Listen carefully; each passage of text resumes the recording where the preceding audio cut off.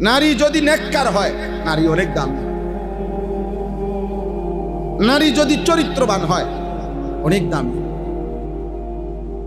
কোন মেয়ে যদি, মহিলা যদি পাক পবিত্র বলা হয়, ইজ্জতের হেফাজত করে, লজ্জাস্থানের হেফাজত করে, দেহের হেফাজত করে, যৌবনের হেফাজত করে, খোদার কসম ওই নারী পবিত্র।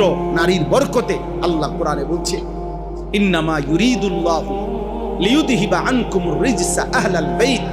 আল্লাহ বলেন, আমি ওয়াদা দিলাম নেককার, চরিত্রবান, পর্দানশীল, নামাজি, ইমানদার নারীর বরকতে তোমাদের পুরুষদের সকলের ঘর আমি পবিত্র করে দেব।